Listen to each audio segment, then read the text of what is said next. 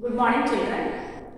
As you know that the Constitution has prohibited untouchability, but here these manual scavengers were still considered as untouchables. This practice of manual scavenging was prevalent in many states like Madhya Pradesh, Maharashtra, Gujarat, Rajasthan and Andhra Pradesh. In Gujarat, they were called as Bhangis. In Andhra Pradesh, they were called as Pakhis. In Tamil Nadu, they were called as Sikkariyas. So these people were considered as untouchables, and these people were not treated equally. They used to live in the outskirts of the cities and villages, and they were not given access to public places like public wells and then public water facilities, and they were not allowed to go to temple also. So inhuman treatment or a separate treatment was meted out to these people who used to do manual scavenging. So in 1993, the government passed an act in which Employment of Manual Scavenging and Construction of Dry Latrine Prohibition Act. So according to this act, no dry latrines would be constructed from now onwards, and nobody will be employed for manual scavenging from now onwards. So according to this law, both the things were prohibited.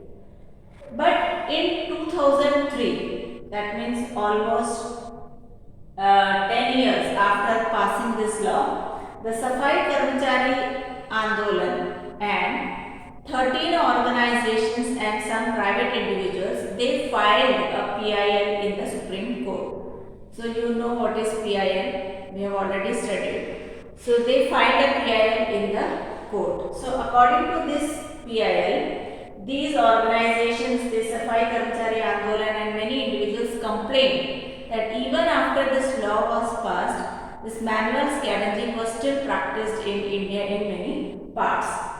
Especially even the government is employing such people even after the act. In railways, the people are employed as manual scavengers.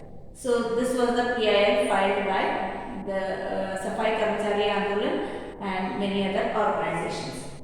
So now when the Supreme Court got this petition, they did an inquiry about it. So they formed a committee organization to find out the truth about it. Now in this PIL, it was also written that the Dalits and the Adivasis, or those who are employed as manual scavengers, should get enforcement of the fundamental rights, the fundamental right to be treated equally and all.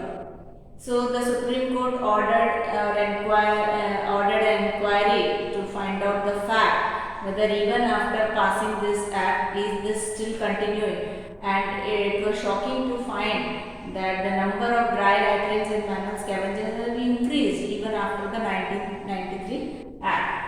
So the court observed that the number of manual scavengers has increased since the 1993 law, and now the government, the Supreme Court gave orders to every department and ministry to verify the facts within 6 months.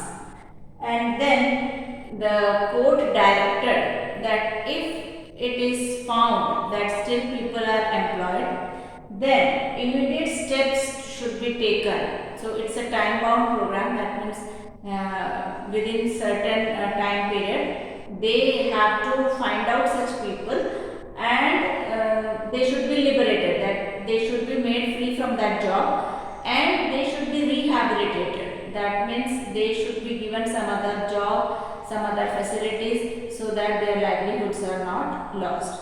So in this way, through the PIL file, these people who are engaged in manual scavenging, they could retrieve from this one dignified job was given to them. So this is all about the act, that is Scheduled Caste and Scheduled Tribe Prevention of Atrocities Act, and about this employment of manual scavengers and construction of Dry Land Prohibition Act.